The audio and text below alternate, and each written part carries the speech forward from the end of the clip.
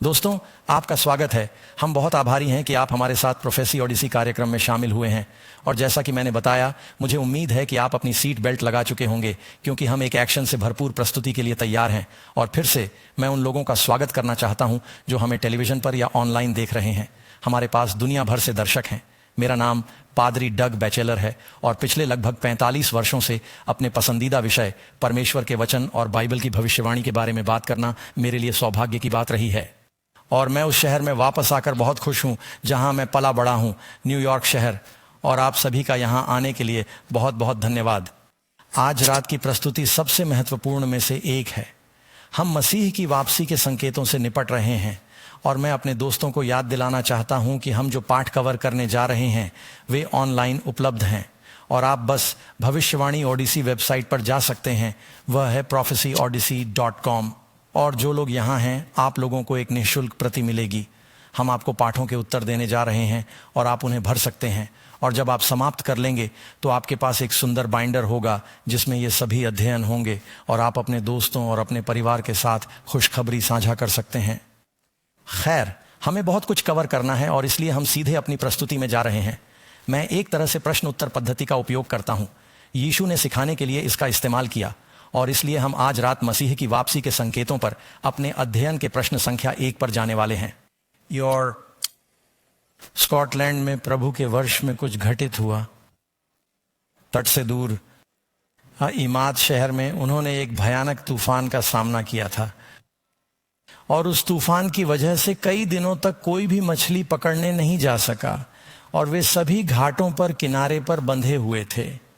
अब मैं बस हमारे तकनीकी लोगों को बताना चाहता हूं। ठीक है, अब हम काम कर रहे हैं। सभी लोग किनारे पर बंधे हुए थे और वे बाहर जाकर मछली पकड़ने नहीं जा पा रहे थे। खैर, यही उनकी मुख्य आजीविका है और इसलिए आखिरकार प्रभु के वर्ष के अक्टूबर में तूफान में विराम आ गया और यह पूरा बंदरगाह मछली पकड़ने वाली नावों से भर गया। सभी मछुआरे बाहर चले गए और वे मछली पकड़ने के लिए बाहर जाने और फिर से कुछ पैसे कमाने और मछली पकड़ने के लिए बाहर जाने के लिए तैयार होने लगे। लेकिन बंदरगाह का मालिक वह मौसम के उपकरणों पर नजर रखता था। उसने तूफान का झंडा फहराया और लोगों से कहा, बाहर मत जाओ, बैरोमीटर का दबाव कम हो रहा है, ऐसा लग रहा है कि अभी भी वहां भयंकर तूफान है। लेकिन मछुआरों ने देखा कि उनके साथी जा रहे हैं और उनमें से एक ने कहा, मैं जा रहा हूं, साफ दिन, शांत मौसम, मुझे कुछ मछलियां पकड़नी है। और उन्होंने कहा, ठीक है, अगर वह जा रहा है तो मैं भी जा रहा हूं। और उस दिन ज्यादातर मछुआरे बाहर गए थे। उन्होंने उपकरणों के चेतावनी संकेतों को नजरअंदाज कर दिया। इसके परिणाम स्वरूप उन्हें पता ही नहीं चला कि वे तूफान की आंख में थे। और उस समय उत्तरी सागर में एक भयानक तूफान आया था और उसके परिणाम स्वरूप लगभग 190 मछुआरे मारे गए थे। वे आज भी ईमात में इसे ब्लैक फ्राइडे कहते हैं। इन सभी परिवारों ने अपने पिता, अपने पति और अपने भाइयों को खो दिया क्योंकि उन्होंने चेतावनी के संकेतों पर ध्यान नहीं दिया।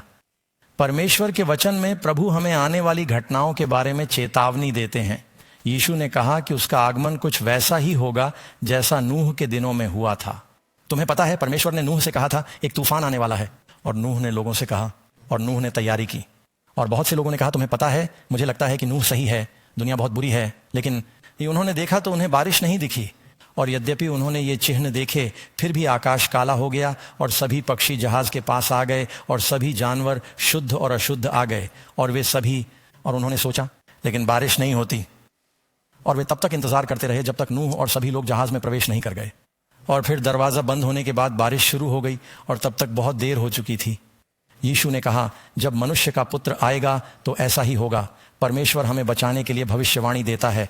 नूह एक भविष्यवक्ता था और वह चाहता था कि लोग उसके द्वारा बचाए जाएं। आमोस की पुस्तक अध्याय 3 श्लोक 7 में इसमें कहा गया है, निश्चित रूप से प्रभु परमेश्वर कुछ भी नहीं करेगा, लेकिन वह अपने सेवकों भविष्यद्वक्ताओं को अपना रहस्य प्रकट करता है। अब आप बाइबल के इतिहास को देखें। जब भी परमेश्वर कुछ महत्वपूर्ण करने के लिए तैयार होता है, नूह के दिनों में आई जल प्रलय की तरह, या जब वह उन्हें मिस्र की गुलामी से छुड़ाने वाला था तो उसने एक नबी को भेजा। उसका नाम क्या था? मूसा। और बेबीलोन की बंधुआई से पहले यशायाह और यिर्मयाह थे। यीशु के पहले आगमन से पहले वह महान संदेशवाहक कौन था? John the Baptist. तो आप जब भी आपको इतिहास में ये महत्वपूर्ण घटनाएं मिलती हैं तो परमेश्वर कहता है निश्चित रूप से प्रभु परमेश्वर कुछ भी नहीं करेगा, जिसका अर्थ है कि कोई बहुत महत्वपूर्ण बात नहीं है, लेकिन वह लोगों को तैयार करने, चेतावनी देने, लुभाने, जीतने के लिए एक भविष्यद्वक्ता भेजेगा। क्या आपको लगता है कि ईश्वर हमें दूसरे आगमन और दुनिया के अंत के लिए तैयार होने में मदद करने के लिए भविष्यवाणियां भेजेगा? हाँ, उसने जरूर भेजी हैं। हम आज रात उनके बारे में बात करने जा रहे हैं। लेकिन आप जानते हैं, हमें हमेशा लगता है कि जब हम इस तरह का सेमिनार करते हैं तो यह दिलचस्प होता है। थोड़ा समय निकालकर सड़क पर निकलकर उन लोगों से कुछ सुझाव लें जिन्हें हम सड़क पर चलने वाला आदमी कहते हैं। लोग क्या सोचते हैं, क्या दुनिया खत्म हो जाएगी और यह कैसे खत्म हो सकती है? इसलिए हम स्क्रीन पर जाकर इनमें से कुछ टिप्पणियों को सुनेंगे जो आई हैं। मेरा मानना है कि दुनिया खत्म हो जाएगी। मेरा मतलब है यह एक हकीकत है। अगर हम देखें विज्ञान को एक कारण के रूप में देखते हुए, मेरा मतलब है अंततः यह एक ग्रह के रूप में अपना कार्य करेगा। कब? शायद अब से काफी समय बाद। मुझे नहीं लगता कि दुनिया कल खत्म हो जाएगी। मुझे यकीन है कि एक दिन ऐसा होगा। मैं नहीं जानता कि पृथ्वी का अंत कब होगा। मेरा मतलब है यह वास्तव में एक यादृच्छिक प्रश्न है, लेकिन मैं कहूंगा कि शायद कुछ लाख वर्ष। बिल्कुल, यह जल्द ही आने वाला है। लूका वंशियां पद 10 से 19। मुझे नहीं लगता कि दुनिया खत्म होने वाली है, लेकिन मेरा मतलब है मैं एक ईसाई हूं। हाँ, मुझे लगता है कि दुनिया एक दिन खत्म हो जाएगी। हाँ, तुम्हें पता है क्या हम नरक में जा रहे हैं? हम स्वर्ग में जा रहे हैं। मुझे पता है कि मैं स्वर्ग जा रहा हूं। इस दुनिया का अंत किस कारण होगा? घृणा, परमाणु प्रदूषण, शायद शैतान, मुझे नहीं मालूम। मैं जलवायु परिवर्तन के मुद्दे पर बात करने जा रहा हूं। शायद युद्ध, राजनीति, कुछ ऐसा ही। लोग बहस कर रहे हैं और परमाणु विनाश जैसे हालात पैदा कर रहे हैं। हाँ, निसंदेह एक सच्चे ईसाई के रूप में वापस आ रहा हूं। नहीं, हाँ, मुझे ऐसा लगता है। हाँ, नहीं, क्योंकि मेरा मानना है कि यीशु वापस आ रहे हैं और ऐसी ही अन्य बातें हैं। लेकिन फिर अलग अलग लोगों के अलग अलग विचार हैं। आप जानते हैं, जैसे कुछ लोगों ने कहा कि रैप्चर पहले ही हो चुका है। फिर कुछ लोग कहते हैं कि बाइबल में रैप्चर का कोई उल्लेख नहीं है, लेकिन यह बहुत है। मुझे लगता है कि आप मुझसे सहमत होंगे कि उत्तर हर जगह मौजूद है। आमीन। तो फिर हम सच कैसे जाने? क्या हम सच्चाई जानने के लिए सिर्फ कैमरा लेकर सड़क पर निकलते हैं, या फिर हम परमेश्वर के वचन पर चलते हैं? यीशु ने कहा, स्वर्ग और पृथ्वी मिट जाएंगे लेकिन मेरा वचन नहीं मिटेगा। मैं आपसे एक वादा करना चाहता हूं। इस सेमिनार में मैं आपके साथ जो साझा करने जा रहा हूं वह बाइबल से है। हम आपको शास्त्र देने जा रहे हैं। मैं नहीं चाहता कि आप मेरी बातों पर विश्वास करें। मैं चाहता हूं कि आप बाइबल की कही बातों पर विश्वास करें, और मैं आपके साथ साझा करूंगा कि बाइबल इन बहुत महत्वपूर्ण मुद्दों पर क्या कहती है। तो आप इसे देखें। वैसे यह दुनिया की सबसे ज्यादा बिकने वाली किताब है, और यह समय की कसौटी पर खरी उतरी और लगभग 3500 साल पहले 3 महाद्वीपों के 40 लेखकों द्वारा लिखी जाने लगी।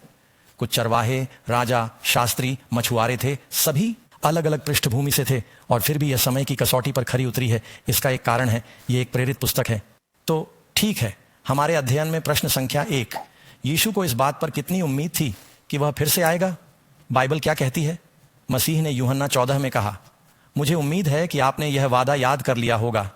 उसने कहा, मैं जाकर तुम्हारे लिए जगह तैयार करूंगा और करूंगा। इसमें क्या लिखा है? मैं फिर आऊंगा। उसने यह नहीं कहा कि मैं आ सकता हूं। उसने कहा, मैं फिर आऊंगा। अब याद रखें, परमेश्वर ने आदम और हव्वा से कहा था एक उद्धारकर्ता आने वाला है, और सभी कुलपिता जानते थे कि मसीहा पहली बार मेमने के रूप में आएगा। वह अगली बार शेर बनकर आएगा, और उसे आने में कुछ समय लग गया, एक मेमने के रूप में, लेकिन वह आया। और यीशु ने कहा, मैं वापस आ रहा हूं, अब एक राजा के रूप में। मैं अगली बार एक विजयी राजा, एक शेर के रूप में आऊंगा। बाइबल में यीशु के दूसरे आगमन के बारे में बात करने के लिए 1800 अंश हैं। कुछ लोग कहते हैं, आप भविष्यवाणी पर ध्यान क्यों देते हैं? खैर, यीशु ने किया, बाइबल करता है, और आप नए नियम में उनमें से 318 अंश पा सकते हैं। और बाढ़ से पहले हनोक के समय से लेकर, हनोक ने कहा, देखो प्रभु अपने 10,000 संतों के साथ आ रहा है। और कौन जानता है कि बाइबल में अंतिम शब्द क्या है? फिर भी प्रभु यीशु आए। तो क्या मसीह का आना बाइबल का विषय है? तो फिर हमें उस विषय पर बात करनी चाहिए जिसके बारे में प्रभु बात करते हैं, है ना? ठीक है, एक और आयत, मत्ती 16:27, मनुष्य के पुत्र के लिए इसमें क्या कहा गया है? अपने पिता की महिमा में अपने स्वर्गदूतों के साथ आएगा, और वह हर एक को उसके कामों के अनुसार पुरस्कृत करेगा। प्रभु ने यह स्पष्ट कर दिया है कि वह आएगा। अगला प्रश्न, मसीह के वापस आने के समय के बारे में हम क्या जान सकते हैं? अब यहां पर बहुत से लोग परेशानी में पड़ गए हैं। बाइबल इस बारे में क्या कहती है? यीशु ने कहा, मैथ्यू अध्याय 24 श्लोक 24 से 36। लेकिन उस दिन और घंटे के बारे में आप हमारी स्लाइड्स पर देखेंगे कि हमें एक हाईलाइट किए गए रंग और एक तरह के नीले रंग के साथ उत्तर मिला है। अब लड़कियां ठीक से जानती हैं कि वह रंग क्या है। एक आदमी के लिए हम पुराने विंडोज 3.11 की तरह केवल 16 रंग जानते हैं। यह नीला है, किसी तरह का नीला रंग। लेकिन आप देखेंगे कि उत्तर वहां है। आप उन्हें मेरे साथ कह सकते हैं। यह कहता है, लेकिन उस दिन और घंटे के बारे में क्या? कोई नहीं जानता, स्वर्ग के दूत भी नहीं, केवल मेरे पिता ही जानते हैं। अब कुछ लोग कह रहे हैं, क्या आपका मतलब है कि यीशु को नहीं पता था? नहीं, जब वह धरती पर था तो एक छोटे बच्चे के रूप में और अपने सांसारिक जीवन के दौरान उसके दिमाग में सारा ज्ञान नहीं घूमता था। लेकिन अब वह निश्चित रूप से जानता है। मैं कल्पना नहीं कर सकता कि परमेश्वर पिता और पुत्र स्वर्ग में बैठे हैं और यीशु कह रहे हैं, तो मुझे कब वापस आना चाहिए? और मैं कहता हूं, दोस्तों, मेरे पास लिफाफा है, लेकिन मैं अभी आपको नहीं दिखा सकता। बेशक अब वह जानता है। मसीह ने पृथ्वी पर अपना चिन्ह, अपना बहुत सारा ज्ञान रखा। इसके अलावा मत्ती 24 आयत 44, इसलिए तैयार रहो क्योंकि मनुष्य का पुत्र उस घड़ी में आएगा जिसकी तुम उम्मीद नहीं करते। लेकिन तुमने देखा कि उसने क्या कहा, वह आ रहा है। लेकिन यह बहुत से लोगों को आश्चर्यचकित करने वाला है। इसीलिए जब कोई कहता है, मैंने तारीख की गणना कर ली है, आप में से कितने लोगों ने किसी पादरी या मंत्रालय के बारे में सुना है जिसने दूसरे आगमन के लिए एक तिथि चुनी हो? क्या आपको एहसास है कि अब तक वे सभी गलत रहे हैं? तुम्हें पता है शैतान ऐसा क्यों करता है? क्या आप सभी उस लड़के की कहानी जानते हैं जिसका नाम वुल्फ था? शैतान चाहता है कि बहुत सारे मंत्रालय हों और लोग तिथियां तय करें। इसलिए जब वे बहुत उत्साहित हो जाते हैं और फिर यीशु नहीं आते तो वे अपने विश्वास को पूरी तरह से त्याग देते हैं। और फिर जब कोई और कहता है कि उसके आने के संकेत हैं तो वे कहते हैं, ओह, मैं तो इस पर विश्वास करता था। और इससे लोगों का परमेश्वर के वचन पर से विश्वास उठ जाता है। यीशु ने कहा, तिथियां निर्धारित मत करो। कोई भी व्यक्ति दिन या घंटा नहीं जानता, केवल परमेश्वर ही जानता है। लेकिन हम दूसरे आगमन के बारे में क्या जान सकते हैं? यीशु ने मत्ती 24 श्लोक 33 में कहा, तो तुम भी जब तुम ये चीजें देखो तो जान लो कि यह क्या है। यह निकट है, यहां तक कि द्वार पर भी। तो क्या हम जान सकते हैं कि यह कब द्वार पर है और कब निकट है यीशु के अनुसार? हाँ दोस्तों, मैं आपको बताता हूं, यह दरवाजे पर है, यह निकट है। हम बाइबल से कुछ कारणों पर चर्चा करने जा रहे हैं कि हम मानते हैं कि अब केवल भगवान ही सही समय और तारीख जानता है। मैं ऐसे किसी भी व्यक्ति से दूर रहना चाहूंगा जो कहता है कि उसने तारीख पाली है या वह इसकी गणना कर सकता है। प्रश्न 3, यीशु हमें क्या संकेत देते हैं कि उनका आगमन निकट है? अब सबसे पहले हम इस पाठ में बात करने जा रहे हैं। हमने इस पाठ को 2 भागों में विभाजित किया है। हम यीशु के आने के संकेतों के बारे में बात कर रहे हैं और फिर हम इस बारे में बात करेंगे कि वह कैसे आ रहा है। इसलिए हम धोखा नहीं खा रहे हैं क्योंकि शैतान उसका दिखावा करने जा रहा है। कुछ संकेत क्या हैं? एक बात के लिए आपको बता दूं, चलो बाइबल पर चलते हैं। मैं आपको बाइबल से एक अंश पढ़ना चाहता हूं और आप इसे देख सकते हैं। अगर आप चाहें तो नोट कर लें। मैं मैथ्यू अध्याय 24 पर जा रहा हूं जहां यीशु दूसरे आगमन के बारे में बात करते हैं। और आपको पृष्ठभूमि बताने के लिए शिष्य यीशु को हेरोदेस महान के पुनर्निर्मित मंदिर के सुंदर पत्थर दिखा रहे हैं। उन्होंने अपने राष्ट्रीय खजाने अभयारण्य का पुनरुद्धार किया है और कैरन और मैं और हमारी टीम के कई लोग वहां गए हैं और हम नीचे की सतह पर गए हैं और हमने कुछ पत्थर देखे हैं। उन्हें वहां एक पत्थर मिला जिसका वजन पूरी तरह से भरे हुए 747 से भी ज्यादा था। और आप सोचते हैं उन्होंने कैसे पूरी तरह से काट दिया? और तब भी शिष्य कह रहे थे कि वे पत्थरों को देखकर आश्चर्यचकित थे। और आप जानते हैं, यीशु ने उन्हें चौंका दिया। उसने कहा, क्या तुम ये सब चीजें नहीं देखते? मैं तुमसे कहता हूं, यहां एक भी पत्थर दूसरे पर नहीं छोड़ा जाएगा जिसे गिराया न जाएगा। और शिष्य दंग रह गए और उन्होंने कहा, हे प्रभु, ये चीजें कब होंगी? आपके आने का संकेत क्या होगा? और दुनिया का अंत? इसलिए उन्होंने उससे कई सवाल पूछे। सभी लोग उससे सवाल पूछ रहे थे। फिर उसने अपने जवाब को एक प्रवचन में समेट दिया। आप उस प्रवचन को मत्ती के 24वें अध्याय में पाएंगे। मार्क 13, लूका 17 और लूका 21 यीशु जो संकेत देते हैं ताकि हम जान सकें कि उसका आगमन कब निकट है। इसलिए मसीह ने अपने शिष्यों से कहा, पहली बात, पद 4 मत्ती 24 पद 4, ध्यान रखें कि कोई आपको धोखा ना दे। यीशु ने अपने दूसरे आगमन के बारे में क्या चेतावनी दी? पहली बात, बहुत सारा धोखा होगा, क्योंकि बहुत से ऐसे होंगे जो मेरे नाम से आकर कहेंगे कि मैं मसीह हूं और बहुतों को भरमाएंगे। और आप युद्धों और युद्धों की अफवाहों के बारे में सुनेंगे। आज हमारे पास यह सब है। ध्यान रखें कि आप परेशानी में न पड़ें क्योंकि ये सभी चीजें होनी ही हैं, लेकिन अंत अभी नहीं हुआ है। क्योंकि जाति पर जाति और राज्य पर राज्य चढ़ाई करेगा और जगह जगह अकाल और मरी पड़ेंगी, अर्थात महामारियां और भूकंप होंगे। ये सब प्रसव पीड़ाओं का आरंभ है। फिर वे तुम्हें क्लेश के लिए सौंप देंगे और तुम्हें मार डालेंगे, और मेरे नाम के कारण सभी राष्ट्रों के लोग तुमसे घृणा करेंगे, और बहुत से लोग नाराज होंगे और एक दूसरे को धोखा देंगे। बहुत से लोग एक दूसरे से नफरत करेंगे, बहुत से झूठे भविष्यद्वक्ता उठेंगे और बहुतों को धोखा देंगे। इसीलिए हम यह सेमिनार करते हैं ताकि लोग खुद बाइबल पढ़ सकें और धोखा न खाएं। क्योंकि सच तो यह है कि यहाँ बहुत सारी धार्मिक आवाजें हैं, वे सभी सच नहीं बोल रहे हैं। और क्योंकि अधर्म बहुत बढ़ जाएगा, बहुतों का प्रेम ठंडा पड़ जाएगा, लेकिन जो अंत तक धीरज धरेगा वही उद्धार पाएगा, यही वादा है। तो यह यीशु ने जो कहा उसकी शुरुआत है, और अब हम इस पर विस्तार से बात करेंगे। राष्ट्र के विरुद्ध राष्ट्रीय विद्रोह, अकाल, महामारी, भूकंप। खैर, चलिए भूकंप के बारे में थोड़ी बात करते हैं। राष्ट्रीय भूभौतिकी डाटा केंद्र, प्रभु के वर्ष के बीच भूकंप 4.9 गुना बढ़ गए हैं। और यह बेहतर उपकरणों के लिए भी जिम्मेदार है। ऐसा सिर्फ इसलिए नहीं है कि उनके पास बेहतर भूकंपीय उपकरण हैं। समस्याएं ज्यादा हैं, भूकंप ज्यादा आ रहे हैं, उनकी तीव्रता भी ज्यादा है। आपको एहसास है कि उनके यहां कितनी सुनामी आई थी। इंडोनेशिया को प्रभावित करने वाली सबसे बड़ी घटना भूकंप थी। हैती में आए भूकंप में पिछले कुछ सालों में हजारों लोग मारे गए हैं। ऐसा लगता है कि यह संख्या बढ़ती ही जा रही है। तो प्राकृतिक आपदाएं, उन्होंने बताया कि इसमें वृद्धि होगी।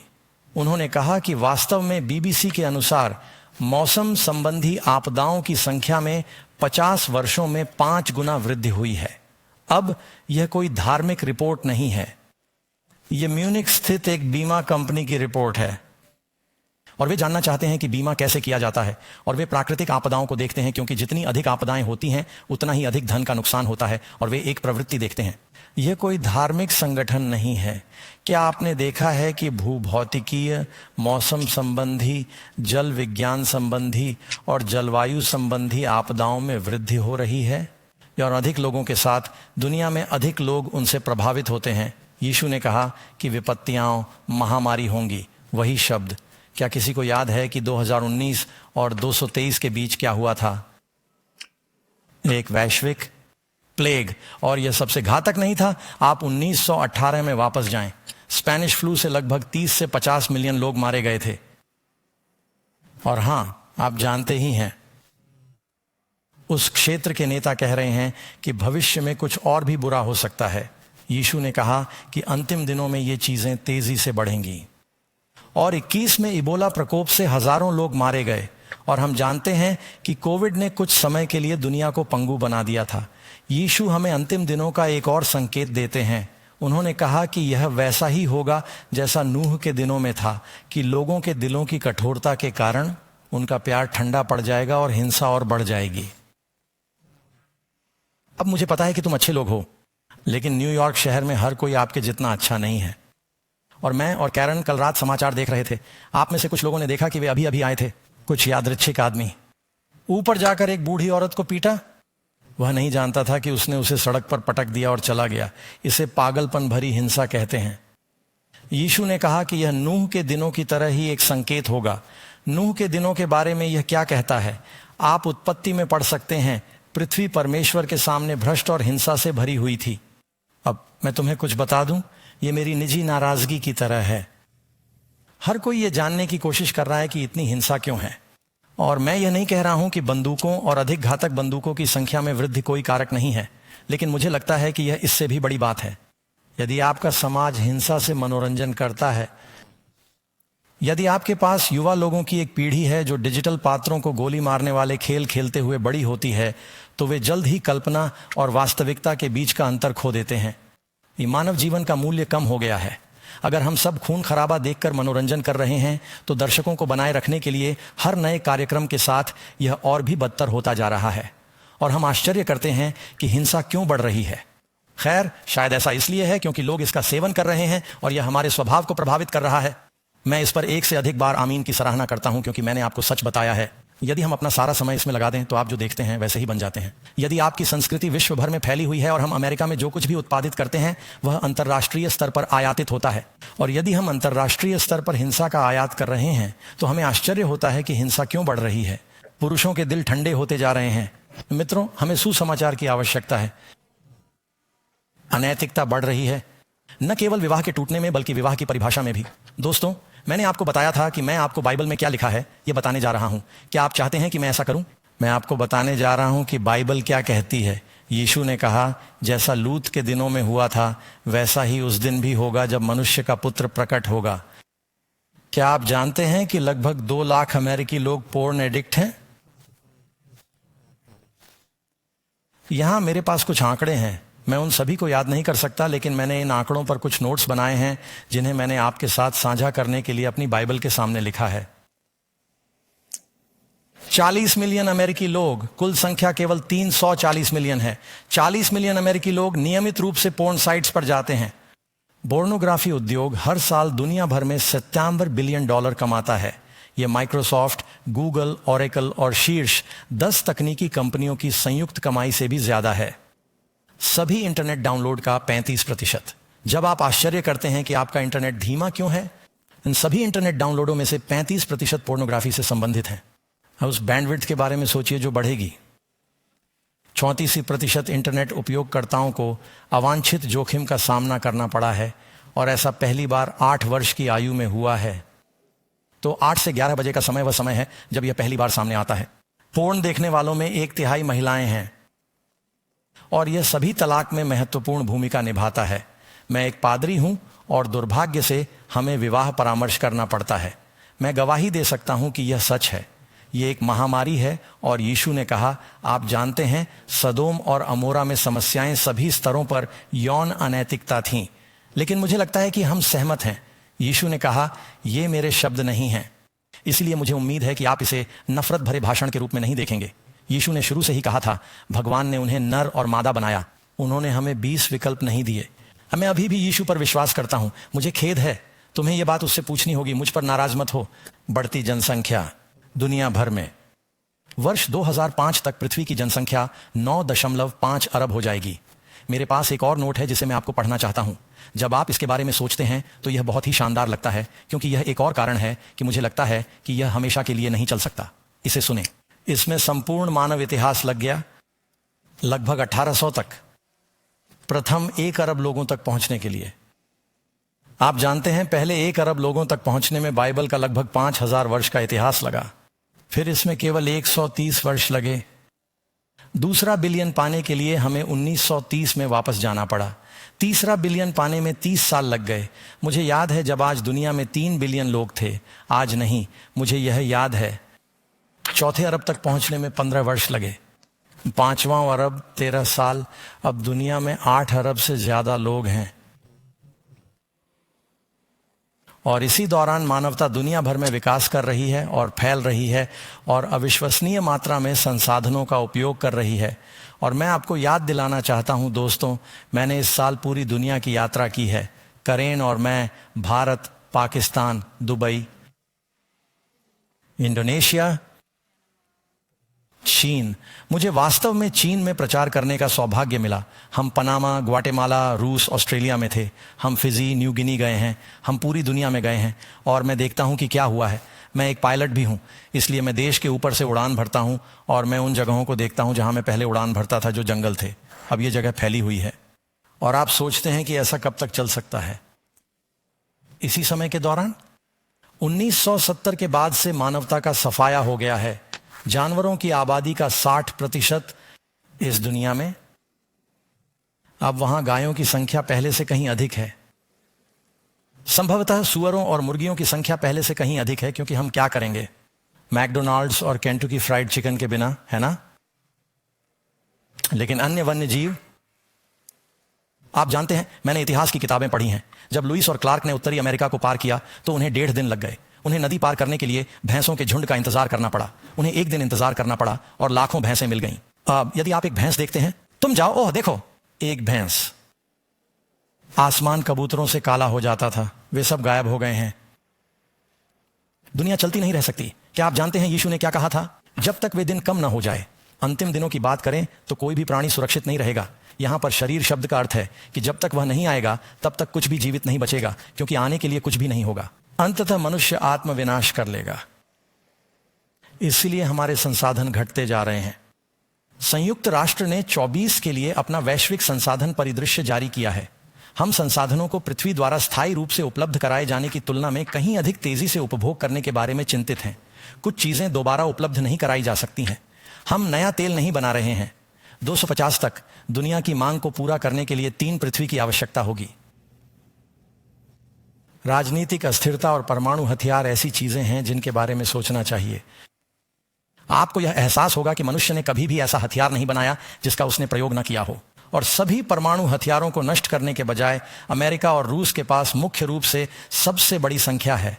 लेकिन निश्चित रूप से भारत, पाकिस्तान, इजरायल, यूरोप, वे पूरी दुनिया में हैं। उत्तर कोरिया के पास वे हैं, चीन के पास वे हैं। उन्होंने उन्हें बनाना बंद नहीं किया है क्योंकि उनका कहना है कि यह एक निवारक है। लेकिन मानव स्वभाव को जानते हुए और कुछ लोग अतिवादी हो जाते हैं और कुछ लोग प्रतिशोध से, अंततः दुर्घटना, मूर्खता या पागलपन के कारण।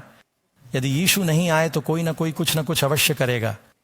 अब मैं आपको डराने की कोशिश नहीं कर रहा हूं, मैं थोड़ा सा शायद डराने की कोशिश कर रहा हूं, सिर्फ इसलिए कि मैं चाहता हूं कि आप जान लें कि यीशु को आना ही होगा, अन्यथा हम अंततः खुद को नष्ट कर लेंगे। दूसरी बात जो मुझे बहुत दिलचस्प लगती है, क्या दुनिया भर के सफल लोग सोचते हैं कि वे भविष्य को किस तरह देखते हैं? मैंने इस साल ही इसे पढ़ा है। मार्क जुकरबर्ग, बेशक जो फेसबुक और मेटा के संस्थापक और मुख्य मालिक हैं, उन्होंने हवाई के एक खूबसूरत द्वीप काउई में एक बहुत बड़ा खेत खरीदा है और वह एक द्वीप पर अपने खेत के नीचे 5000 वर्ग फुट का बंकर बना रहे हैं। आप ज्वालामुखी पर खेत के नीचे बंकर क्यों बनाएंगे? लेकिन वे निश्चित रूप से इसे हर चीज की आपूर्ति कर रहे हैं, इसलिए यह आत्मनिर्भर है, यह स्वतंत्र है, ग्रिड से बाहर है, लेकिन वह अकेला नहीं है। आप नीचे जाकर जेफ बेजोस और पीटर थेल जैसे करोड़पतियों और अन्य लोगों को देख सकते हैं। वे न्यूजीलैंड और दूर दराज के इलाकों में संपत्ति खरीद रहे हैं और वे प्रलय के दिन बंकर बना रहे हैं। अब ये कोई ऐसी बात नहीं है जो पादरी डग ने गढ़ी हो। यहाँ एक हेडलाइन है, हमने अभी अभी CNN से स्क्रीन कैप्चर की है। सुपर अमीर लोग प्रलय के दिन बंकर बना रहे हैं और ये बंद हो चुके मिसाइल साइलों की तस्वीर है। मुझे लगता है कि यह नॉर्थ डकोटा है, वहाँ सैकड़ों हैं और वे अब इसलिए हैं क्योंकि वे अच्छी तरह से किलेबंद हैं। वे कहीं बीच में हैं। उन्हें बहुत अमीर लोगों को बेचा जा रहा है जो उन्हें तैयार कर रहे हैं। उनके पास बहुत बड़े स्टील के दरवाजे हैं। वे उन्हें इस तरह से तैयार कर रहे हैं कि कोई व्यक्ति बच सके। भूकंप, सामाजिक अशांति, शायद एक छोटा क्षुद्र ग्रह, परमाणु युद्ध, वे स्वनिहित वायु शोधन हैं। वे बहुत चतुर हैं, उनमें से कुछ बहुत अच्छे हैं, उनमें से कुछ में तो 20 मंजिल ऊंचे मिसाइल साइलो भी हैं। आपने न्यूयॉर्क शहर में गगनचुंबी इमारतों के बारे में सुना होगा। ये नहीं, ये गगनचुंबी इमारतें नहीं हैं, ये धरती को खुरचने वाली इमारतें हैं। ये नीचे गिरती हैं और वे अपार्टमेंट बना रहे हैं और वे पूरी तरह से स्वतंत्र हैं। और अब निजी ठेकेदार इनका निर्माण कर रहे हैं। उनके पास स्विमिंग पूल हैं और उनके पास बेडरूम और सारा खाना और जनरेटर है। और यह आश्चर्यजनक है, पैसा। अब अरबपति ऐसा क्यों करेंगे? आप सोचते होंगे कि शायद वे अरबपति इसलिए हैं क्योंकि वे बुद्धिमान हैं। उनमें से कुछ भाग्यशाली रहे। वे दुनिया की परिस्थितियों को देख रहे हैं और वे कह रहे हैं, आप जानते हैं, हमें प्लान बी की जरूरत है। मुझे लगता है कि कई वर्षों से नेशनल जियोग्राफिक पर ड्यूम्सडे प्रीपर्स नाम का एक कार्यक्रम चल रहा था और वे हमेशा ऐसे लोगों का मजाक उड़ाते थे। आप जानते हैं, देश में ऐसे लोग जो अपनी टिनफॉइल टोपी और अपनी बंदूकें लेकर घूमते थे और दुनिया के अंत के बारे में बात करते थे। लेकिन अब वे लोग नहीं रहे दोस्तों। अब वे लोग हैं जो सोचते हैं, जो समझते हैं कि हम उस कगार पर हैं जो विनाशकारी हो सकता है और वे सोच रहे हैं कि हम खुद को कैसे बचा सकते हैं। खैर दोस्तों, ये बैठक आपको बताएगी कि आप कैसे बच सकते हैं। और यह कोई प्रलयकारी बंकर नहीं होगा, ये एक आश्रय स्थल बनने जा रहा है और प्रभु हमारा आश्रय है। वह रास्ता है जिससे हम जीवित रह सकते हैं। वह थके हुए देश में एक शक्तिशाली चट्टान है। आमीन। 1000 लोग तुम्हारे बगल में गिर सकते हैं, 10,000 तुम्हारे दाहिने हाथ पर, लेकिन यह तुम्हारे पास नहीं आएगा। यह भजन क्यानियोन है। क्योंकि तुमने सबसे ऊंचे स्थान को अपना निवास बनाया है, इसलिए कोई भी विपत्ति तुम्हारे निवास के पास नहीं आएगी। ईश्वर तुम्हें इन सब से बचा सकता है। अब न केवल वे बंकरों की तलाश कर रहे हैं और जमीन पर जा रहे हैं, बल्कि ये अरबपति आसमान में ऊपर जाने की भी सोच रहे हैं। बोइंग, आप जानते हैं, एक ठेकेदार, उनके अंतरिक्ष कार्यक्रम में अब भी समस्याएं आ रही हैं, इसलिए वे निजी कंपनियों की ओर रुख कर रहे हैं। और आपके पास Elon Musk, Jeff Bezos, Richard Branson जैसे लोग हैं, जहां वे अंतरिक्ष कंपनियां हैं। और आप उनसे पूछते हैं, आप अंतरिक्ष कंपनियां क्यों बना रहे हैं? अगर आप एलन मस्क से पूछें तो उनका कहना है कि हमारी दुनिया का भविष्य बहुत ही अंधकारमय लग रहा है। उन्होंने कहा कि मेरा लक्ष्य मंगल ग्रह पर मरना है और वे कह रहे हैं हम ऐसे उपनिवेश की तलाश कर रहे हैं जो इस दुनिया से बाहर हो या किसी अंतरिक्ष स्टेशन पर, क्योंकि उन्हें डर है कि दुनिया का भविष्य क्या होगा। और आपके पास स्पेस एक्स और ब्लू या ओरिजिन और सभी अलग अलग कंपनियां हैं।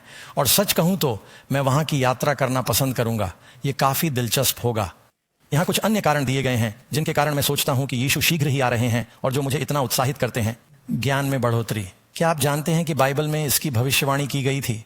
आप दानियेल अध्याय की 4 आयत में पढ़ते हैं, वहां भविष्यवक्ता ने कहा, लेकिन दानियेल से बात करने वाले स्वर्गदूत शब्दों को बंद कर दें और पुस्तक को अंत के समय तक सील कर दें। बहुत से लोग इधर उधर भागेंगे और ज्ञान बढ़ेगा। आपने देखा होगा कि उसने यह नहीं कहा कि बुद्धि बढ़ेगी, क्योंकि लोग बहुत बुद्धिमान नहीं हैं। तकनीक की तरह ज्ञान भी बढ़ा है। तो अगर मैं अपना स्मार्टफोन, और मैंने इसे प्रेरित पतरस को दिखाया और कहा, हे पीटर इधर आओ, मैं तुम्हें कुछ दिखाना चाहता हूं। मैं जानता हूं कि आप इजराइल में हैं, पॉल अभी रोम में हैं, क्या आप उनसे बात करना चाहेंगे? वह तो सिर्फ फोन से ही चौंक जाता, इसलिए आप उससे बात करते समय उसे देखना चाहते हैं। क्या आप कोई रेसिपी अपलोड करना चाहते हैं उससे? हो सकता है कि आप पूरे चर्च के साथ जूम कॉल करना चाहें। क्या आप गूगल मैप्स पर देखना चाहेंगे कि वहां सबसे जल्दी कैसे पहुंचा जाए? वे सोचेंगे कि तुम एक चुड़ैल हो। सही? आप जानते हैं मेरे दादा का जन्म न्यूयॉर्क शहर में हुआ था। सच तो यह है कि उनका जन्म हार्लेम में हुआ था। मेरी माँ की तरफ से बहुत सारे यहूदी लोग थे और वह मोमबत्ती की रोशनी में पैदा हुआ था। मेरे दादाजी वे घोड़ों की सवारी करते थे। मुझे लगता है कि उनके पास अभी भी कुछ घोड़े बचे हैं, है ना? लेकिन वे न्यूयॉर्क शहर में घोड़ों पर सवार होकर घूम रहे थे। देखिए एक ही जीवन काल में दुनिया कैसे बदल गई। उन्होंने कहा बहुत से लोग इधर उधर भागेंगे, ज्ञान बढ़ेगा, लोग अब पहले से कहीं ज्यादा इधर उधर भाग रहे हैं। आप बस ज्ञान में वृद्धि पर विचार करें। मेरा मतलब है पिछली सदी में ऑटोमोबाइल, हवाई जहाज, रेडियो, पेनिसिलिन, चंद्रमा पर उतरने वाले अंतरिक्ष स्टेशनों से लेकर हर चीज के साथ क्या हुआ है, इस पर नजर डालें। प्रौद्योगिकी तेजी से बढ़ रही है। अब वे कहते हैं कि मनुष्य का सारा ज्ञान, हमने पिछले 10 वर्षों में बहुत कुछ सीखा है तथा सारा ज्ञान, सारा मानव इतिहास एक साथ सीखा है।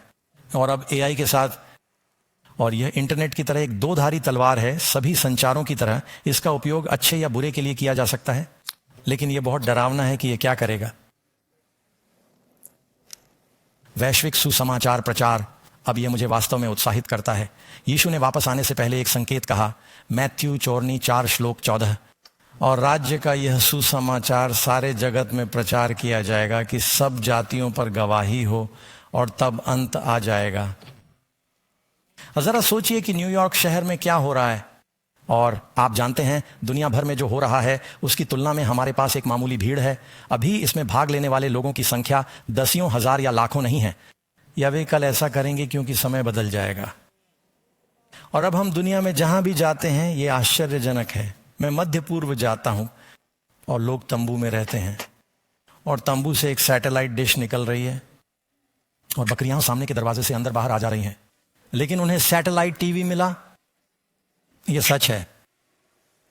कैरन और मैं न्यू गिनी में थे और हम न्यू गिनी के जंगल में हैं। हमने अपनी फिल्म क्रू को साथ लिया। हमने कहा हम ऐसा करना चाहते हैं। आप जानते हैं, हम पहाड़ियों में बाहर निकले और विशिष्ट, तुम्हें पता है, एक बगीचे के साथ सुंदर देशी झोपड़ी, और अंततः हमें यह व्यक्ति मिल गया। और एक अनुवादक के माध्यम से हमने कहा ठीक है, उन्हें कोई आपत्ति नहीं है अगर हम आकर थोड़ा वीडियो टेप बना लें। और उन्होंने उससे पिजन अंग्रेजी में बात की और उन्होंने कहा नहीं, वे तुम्हारे बाहर आने से खुश हैं। और इसलिए करेन और मैं और हमारा दल, हम घर की महिला से जाते समय कार से बाहर निकल गए। उसने मेरी और उसके मुंह की तरफ देखा। वह ऐसा लग रहा था जैसे उसने कोई भूत देखा हो। उसने उसे बहुत तेजी से घूंसा मारना शुरू कर दिया और पिजन में, और वह भयभीत दिख रही थी। और अनुवादक आया और बोला वह हर हफ्ते आपके कार्यक्रम देखती है। उसने कभी सपने में भी नहीं सोचा था कि आप उसके देश में होंगे। उसने कभी सपने में भी नहीं सोचा था कि तुम उसके सामने वाले आंगन में होगे। और हमने उसे गले लगाया। यह बहुत ही बढ़िया अनुभव था, लेकिन ऐसा था। यह पूरी दुनिया में फैल रहा है और आश्चर्यजनक तथ्य सामने आ रहे हैं। आप जानते हैं, हम एक मंत्रालय हैं, अन्य ईसाई भी ऐसा कर रहे हैं। यीशु ने कहा कि सुसमाचार जाएगा और फिर अंत आएगा। उन्होंने यह नहीं कहा कि यह आ सकता है। उन्होंने यह नहीं कहा कि हर कोई विश्वास करेगा। उन्होंने कहा कि यह एक गवाह के रूप में जाएगा। इसलिए उनके पास एक अवसर है। आज रात न्यूयॉर्क शहर में जो कुछ भी हो रहा है, आप लोगों ने आने का फैसला किया और यह सुनना कि जीवन में वास्तव में क्या मायने रखता है, हमेशा के लिए कैसे जिएं और जीवन का उद्देश्य क्या है। आने के लिए धन्यवाद। यह सुसमाचार हम पूरी दुनिया में प्रचार करते हैं। यह अभी हो रहा है। आज लगभग तत्काल वैश्विक इंटरनेट, उपग्रह संचार, स्मार्टफोन, तेजी से अंतर्राष्ट्रीय यात्रा के साथ इस भविष्यवाणी की पूर्ति इस पीढ़ी में पहुंच के भीतर है। दोस्तों, चौथा, यीशु अपने दूसरे आगमन के बारे में कौन सी गंभीर भविष्यवाणी करता है? क्योंकि बहुत से लोग मेरे नाम से आकर कहेंगे कि मैं मसीह हूं, और जो भी हो, धोखा देना, हम धोखा खाने से बचना चाहते हैं। उन्होंने कहा, यीशु कहते हैं मत्ती झूठे मसीह और झूठे भविष्यद्वक्ता उठ खड़े होंगे और धोखा देने के लिए बड़े बड़े चिन्ह और चमत्कार दिखाएंगे। यदि संभव हो तो बहुत कम, बहुत ही विश्वसनीय चिन्ह और चमत्कार दिखाएं। उन्होंने कहा, मैं तुम्हें पहले से बता रहा हूं। यीशु ने कहा, मैं भविष्यवाणी कर रहा हूं, मैं तुम्हें बता रहा हूं। इसलिए यदि वे कहते हैं देखो वह रेगिस्तान में है, तो वह मध्य पूर्व हो सकता है। बाहर मत जाओ, देखो वह भीतरी कमरों में है, इस पर विश्वास मत करो। क्योंकि जब मसीह आएगा तो वह कहता है यह बिजली की तरह होगा, सबको पता चल जाएगा, है ना? मुझे नहीं पता कि आप कभी किसी झूठे मसीह से मिले हैं या नहीं। अगर आप शहर में रहते हैं तो शायद आप कई लोगों से मिले होंगे। जब मैं पहाड़ों में एक गुफा में रहता था, मैं लगभग 1.5 साल तक एक सन्यासी की तरह जीवन व्यतीत कर रहा था। और एक दिन मेरी गुफा में एक यात्री आया और वह आदमी करीब 6 फुट लंबा था। 6 कंधे तक की लंबाई, भूरे बाल, दाढ़ी, भूरा आंखें। ये वहां मेरे अलावा कोई नहीं था। वह बैठा और उसने मुझसे 1-2 मिनट तक बात की और फिर उसने कहा कि मैं यीशु हूं। खैर, पहले तो मैंने सोचा मेरे कुछ स्पेनिश मित्र हैं जिनका नाम जीसस है, शायद वह यह कहना चाहता था कि मैं यीशु हूं। और मैंने थोड़ा और पूछा तो उसने कहा नहीं, मैं यीशु हूं। और यह बात मुझे थोड़ी परेशान कर गई क्योंकि मैंने अभी अभी बाइबल पढ़ना शुरू किया था। और फिर मैंने सोचा, ओह, मैं यहाँ पहाड़ों पर या तो यीशु के साथ हूं या किसी पागल के साथ। और मैंने सोचा मैं क्या करूं। मैंने सोचा कि अगर यह यीशु है तो मैं उसकी भावनाओं को ठेस नहीं पहुंचाना चाहता, इसलिए मैं अपने जवाब में थोड़ा सतर्क था। अब अगर आप यीशु हैं, क्या आपने नहीं कहा कि जब आप आएंगे तो यह बादलों में होगा और हर कोई इसे देखेगा? उसने कहा, ठीक है, हाँ, यह ज्यादातर लोगों के लिए है, लेकिन मैं विशेष रूप से कुछ अन्य लोगों को तैयार करने के लिए आ रहा हूं। वह अपनी बाइबल जानता था, उसके पास हर चीज का जवाब था, लेकिन मुझे पता था कि कुछ ठीक नहीं है, खासकर तब जब वह 3 दिनों तक मेरे साथ रहा और मेरा सारा खाना खा गया तथा उसने कोई काम नहीं किया। मैं जानता था कि यीशु ऐसा नहीं करेगा। और फिर मैंने उसे बाहर निकाल दिया। मुझे यीशु को भी बाहर निकालना पड़ा। और फिर कुछ दिनों बाद मैंने उसे पाम स्प्रिंग्स में देखा और उसे एक प्रेरित मिल गया था। यह लंबा हिप्पी उसके पीछे पीछे घूम रहा था। यह यीशु है। कुछ दिनों बाद मैंने उसे फिर से शहर में देखा और उसका सामने का दांत गायब था। और मुझे उसके लिए बहुत बुरा लगा, लेकिन मुझे अपने लिए अच्छा भी लगा क्योंकि मैंने सोचा मुझे पता है कि यीशु के पास सारे दांत हैं। मुझे यकीन था कि उस समय वह यीशु नहीं था। लेकिन अंतिम दिनों में झूठे मसीहा बहुत ही विश्वसनीय होंगे। वे सिर्फ विक्षिप्त लोग नहीं होंगे। 5 नंबर, धर्मी लोगों को धोखा खाने से कौन रोकेगा? दोस्तों, इसका उत्तर क्या है? परमेश्वर का वचन व्यवस्था और गवाही के लिए है। इसका मतलब है व्यवस्था और भविष्यद्वक्ता, परमेश्वर का वचन, नया और पुराना नियम, कानून और गवाही के लिए। यदि वे इस वचन के अनुसार नहीं बोलते हैं तो इसका मतलब है कि उनमें कोई प्रकाश नहीं है। हम आपको परमेश्वर के वचन से दिखाने जा रहे हैं कि आप गेहूं को आंसुओं से कैसे अलग कर सकते हैं, सच्चे को झूठे से कैसे अलग कर सकते हैं। आमीन। तेरा वचन मेरे पैरों के लिए दीपक और मेरे मार्ग के लिए उजियाला है। इसीलिए हम अभी बात कर रहे हैं सिर्फ यीशु के जल्द आने के बारे में नहीं। अब हम इस बारे में बात कर रहे हैं कि वह कैसे आ रहा है। मैं आपको बताता हूं कि यह क्यों महत्वपूर्ण है। जब यीशु पहली बार शिशु के रूप में आए, क्या उसके लोग, इजराइल राष्ट्र, सभी तैयार थे और बैनर लेकर प्रतीक्षा कर रहे थे कि वह यहां है? क्या उनके पास बाइबल थी? उनकी अपनी भविष्यवाणियां थीं। क्या उन्होंने भविष्यवाणियों को गलत समझा और वे उसके पहले आगमन के लिए तैयार नहीं थे? क्या शैतान बदल गया है? या क्या यह संभव है कि वह फिर ऐसा करेगा? और अब चर्च के बहुत से लोग यीशु के आने की उम्मीद कर रहे हैं। जिस तरह से उन्होंने नहीं कहा था कि वे आएंगे, इसलिए वे तैयार नहीं होंगे। शैतान बाइबल का पालन करने वाले लोगों की पूरी पीढ़ी को धोखा देने की कोशिश कर रहा है, ठीक वैसे ही जैसे उसने पहले किया था। इसलिए वे दूसरे आगमन के लिए तैयार नहीं हैं। इसलिए हमें यह जानने की जरूरत है कि वह कैसे आ रहा है। बाइबल कहती है कि प्रभु स्वयं उतरेंगे। यह पहला थिस्सलुनीकियों 16वां श्लोक है। वह स्वर्ग से किसके साथ उतरेंगे? प्रधान स्वर्गदूत की आवाज के साथ एक चिल्लाहट, भगवान की तुरही। अब मैं बस एक छोटा सा अस्वीकरण करना चाहता हूं। कई अलग अलग चर्चों में अच्छे आत्मा से भरे स्वर्ग जाने वाले ईसाई हैं। क्या आप सब मेरी बात सुन रहे हैं? मुझे Methodist church, Nazarene church, Pentecostal church, Baptist church, 4 square church में प्रचार करने का सौभाग्य मिला है और मैं कई अलग अलग संप्रदायों के प्यारे लोगों से मिला हूं। और मैं किसी को ठेस पहुंचाने के लिए कुछ नहीं कहना चाहता। स्पष्ट रूप से वे अलग अलग बिंदुओं पर असहमत हैं। हम सभी यह जानते हैं। मैं सोचता हूं कि हम एक दूसरे से प्रेम कर सकते हैं और कुछ बिंदुओं पर असहमत भी हो सकते हैं। आमीन। लेकिन मैं आपको यह बताने जा रहा हूं कि मेरा मानना है कि बाइबल क्या सिखाती है। यह विचार कि हम उठा लिए जाएंगे, मैं मानता हूं कि हम उठा लिए जाएंगे, लेकिन मैं नहीं मानता कि यह कोई रहस्य है। गुप्त मेघारोहण का विचार अपेक्षाकृत नया शिक्षण है। 1900 वर्षों से चर्च प्रभु के महिमामय, दृश्यमान, जोरदार, स्पष्ट आगमन में विश्वास करता रहा है। और आप सोच रहे होंगे, अच्छा क्या बाइबल यह नहीं कहती कि वह चोर की तरह चुपचाप आएगा? यह सच है। दूसरे पत्रस अध्याय 3 श्लोक 10, मैं इसे आपके लिए उद्धृत करता हूं। प्रभु का दिन रात में चोर की तरह आएगा। कुछ लोग वहीं रुक जाते हैं। वे कहते हैं हाँ वह आने वाला है। संतों को उनके क्लेश से पहले स्वर्गारोहित कर लिया जाता है। फिर 7 वर्षों का क्लेश आता है और कलीसिया को क्लेश की विपत्तियों के विषय में चिंता करने की आवश्यकता नहीं है, क्योंकि हम उठा लिए गए हैं, क्योंकि वह एक चोर के समान आया था। वे श्लोक को पढ़ते नहीं रहते। प्रभु का दिन रात में चोर के समान आएगा। उस दिन आकाश बड़ी हड़हड़ाहट के शब्द से जाता रहेगा और तत्व बहुत ही तप्त होकर पिघल जाएंगे और पृथ्वी और उस पर के काम जल जाएंगे। तब देखना कि ये सारी चीजें विलीन हो जाएंगी। हमें पवित्रता और भक्ति में कैसे जीना चाहिए? परमेश्वर के दिन के आने की प्रतीक्षा करते हुए, जिसमें आकाश की आग जलकर नष्ट हो जाएगी और तत्व तीव्र गर्मी से पिघल जाएंगे। हाँ, वह चोर के रूप में आ रहा है, लेकिन जब वह चोर के रूप में आएगा तो यहां पर सब कुछ ठीक नहीं होगा।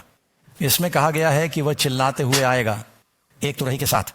सभी ईसाई क्लेश में विश्वास करते हैं और सभी लोगों का मानना है कि हम पकड़े जाएंगे, लेकिन सबसे बड़ा मतभेद इस बात पर है कि यह कब होगा। तो चलिए मैं जल्दी से इसका उत्तर देता हूं। क्या यीशु कहते हैं कि जो अंत तक धीरज धरेगा वह बच जाएगा?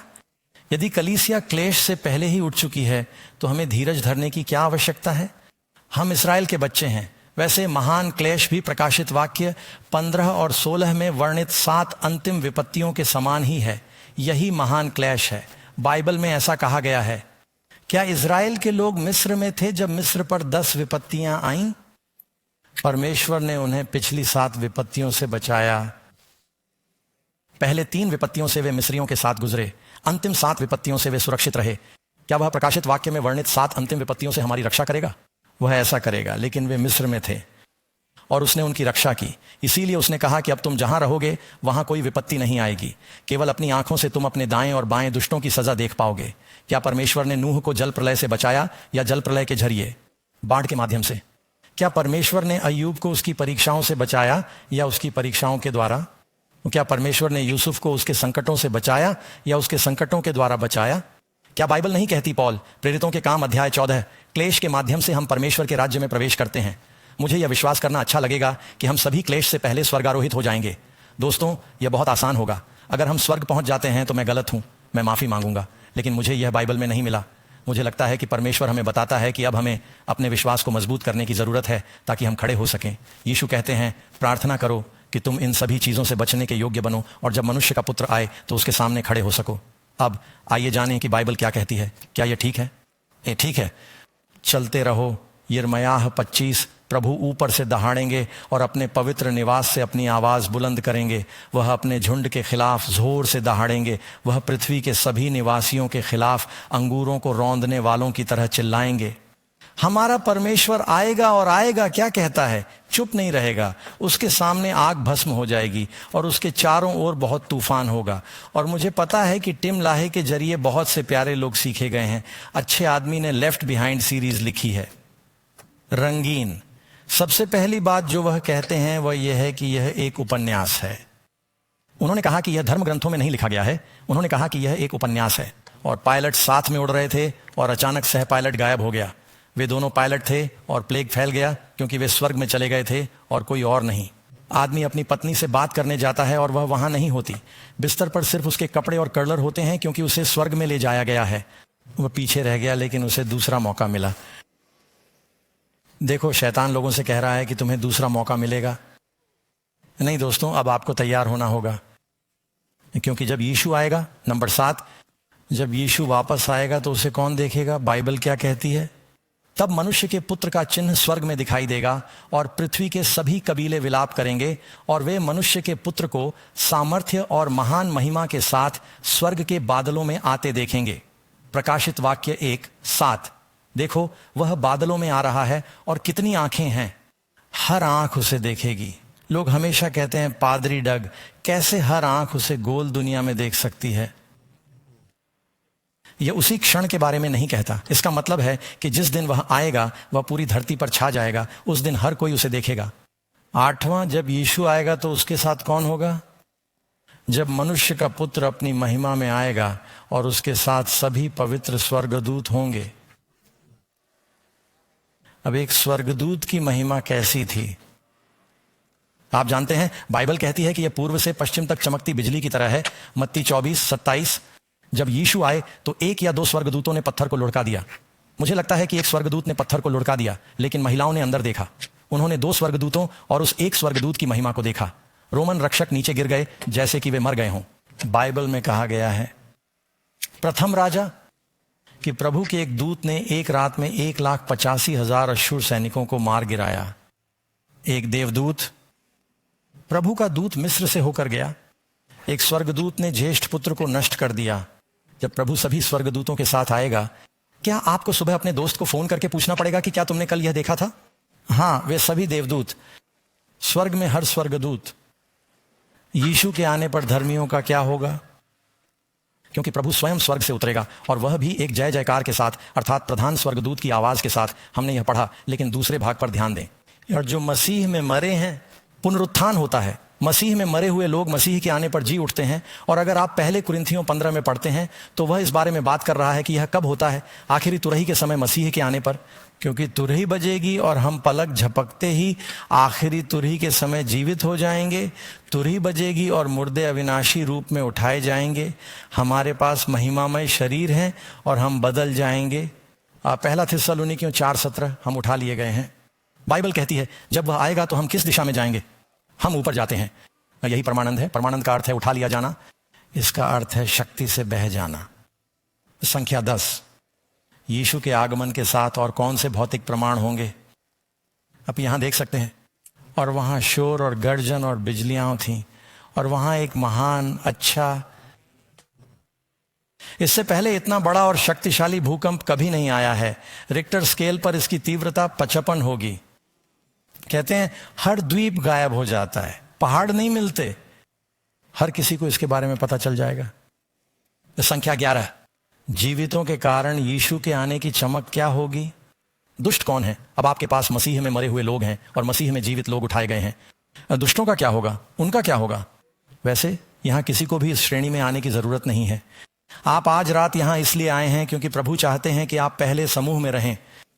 उसे कहते हैं, और तुम्हें जो क्लेश पाते हो हमारे साथ विश्राम दोगे जब प्रभु यीशु अपने सामर्थी दूतों के साथ धधकती हुई आग में स्वर्ग से प्रकट होगा और उनसे पलटा लेगा जो परमेश्वर को नहीं जानते। बाइबल कहती है कि यह बहुत कुछ होने वाला है। वे शहर से भाग गए और स्वर्ग से आग बरसने लगी। मैंने अभी आपको दूसरे पतरस अध्याय 3 से यह पढ़ा है। फिर से दूसरे थिस्सलुनीकियों 2:8 में क्या कहा गया है, इसे पढ़ें। तब वह अधर्मी मसीह विरोधी शक्ति जिसे यहोवा अपने मुंह की फूंक से भस्म कर देगा और क्या करेगा? किससे नाश करें? उसके आगमन का तेज दुष्टों को नाश कर देता है। परंतु परमेश्वर के लोग, वे खुशी के साथ इसकी तलाश करेंगे। संख्या 12, यीशु के दूसरे आगमन पर स्वर्गदूत क्या करेंगे? मसीह ने वादा किया है कि वह तुरही की ध्वनि के साथ अपने स्वर्गदूतों को भेजेगा, वही तुरही, और वे स्वर्ग के चारों कोनों से उसके चुने हुए लोगों को इकट्ठा करेंगे। यानी उत्तर, दक्षिण, पूर्व, पश्चिम। वह उन्हें इकट्ठा करने के लिए अपने स्वर्गदूतों को भेजता है। हर आंख उसे इसी तरह देखेगी। और मसीह में मरे हुओं के साथ हम एक साथ होंगे। जब प्रभु आएंगे तो इतिहास का सबसे बड़ा पुनर्मिलन होगा। चूंकि हम यीशु के दूसरे आगमन से ठीक पहले रह रहे हैं, हमें इस गंभीर घटना से कैसे जुड़ना चाहिए? मित्रों, हमारा दृष्टिकोण क्या होना चाहिए? इसलिए भी तैयार रहो। क्या उसने कहा तैयार हो जाओ? आप में से कितने लोग जानते हैं कि आप कल जीवित रहेंगे? मैं आपको डराने की कोशिश नहीं कर रहा हूं, लेकिन आप जानते हैं हर किसी को डॉक्टर से नोट नहीं मिलता। कभी कभी हमें आश्चर्य होता है। और किसी ने एक यहूदी रब्बी से पूछा, पश्चाताप करने का सबसे अच्छा समय क्या है? और उसने कहा, यह तुम्हारे जीवन का अंतिम दिन है। और उस आदमी ने कहा, अच्छा अगर तुम्हें पता नहीं कि आखिरी दिन क्या है तो क्या होगा? रब्बी ने कहा, बिल्कुल। आज यीशु ने कहा, यदि तुम उसकी आवाज सुनते हो तो अपना दिल कठोर मत करो, तैयार रहो, इस दृष्टिकोण से जियो कि मैं अभी प्रभु के साथ चल रहा हूं। और दोस्तों, आप आज रात उस अनुभव को प्राप्त कर सकते हैं। आप जैसे हैं वैसे ही यीशु के पास आए। यीशु के दूसरे आगमन पर लोगों को कैसे प्रतिफल मिलेगा? दोस्तों, दो ही समूह हैं, जीवन और मृत्यु, अच्छा और बुरा, बचाया और खोया। परमेश्वर चाहता है कि आप जीवन पाएं। एक समूह प्रकाशित वाक्य बटवार है। देखो, मैं शीघ्र ही आ रहा हूं और मेरा प्रतिफल मेरे पास है ताकि मैं प्रत्येक को उसके काम के अनुसार दूं।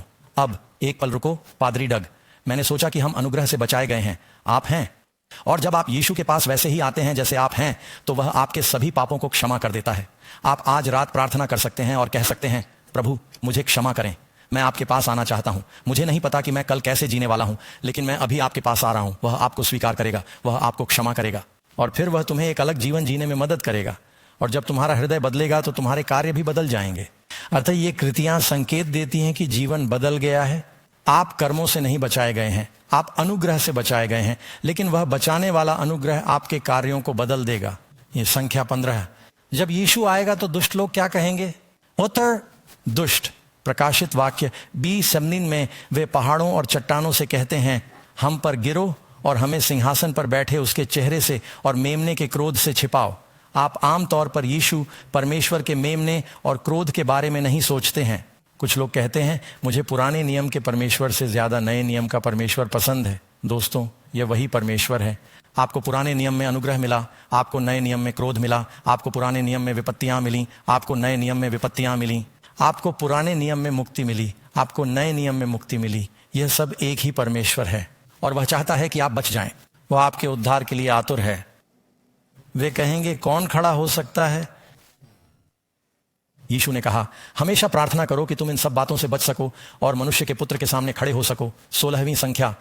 धर्मी लोग क्या कहेंगे जब यीशु प्रकट होगा? फिर उस दिन वे कहेंगे, देखो यह हमारा परमेश्वर है, हमने उसका इंतजार किया है और वह हमें बचाएगा। यह प्रभु है, हमने उसका इंतजार किया है और हम खुश और आनंदित होंगे। पौल दूसरे आगमन को धन्य आशा के रूप में संदर्भित करता है। तुम्हें इसके लिए तरसना चाहिए। अब मुझे पता है कि हमारे मन में मिश्रित भावनाएं हैं। हो सकता है कि तुम्हारे कुछ दोस्त हों जो बच नहीं पाए हों और तुम्हारे कुछ प्रियजन हों। तुम सोचते हो, मैं नहीं चाहता कि वे अभी आएं क्योंकि वे खो जाएंगे, मैं चाहता हूं कि वे बच जाएं। लेकिन मित्रों, हमें इसकी प्रतीक्षा करनी चाहिए। मैं आपके बारे में नहीं जानता, लेकिन मैं बीमार और थका हुआ होने से तंग आ चुका हूं। मैं एक ऐसी दुनिया की प्रतीक्षा कर रहा हूं जहां कोई दर्द या दुख ना हो। जब यीशु आएगा तो दो समूह होंगे। आप एक समूह पर ध्यान दें।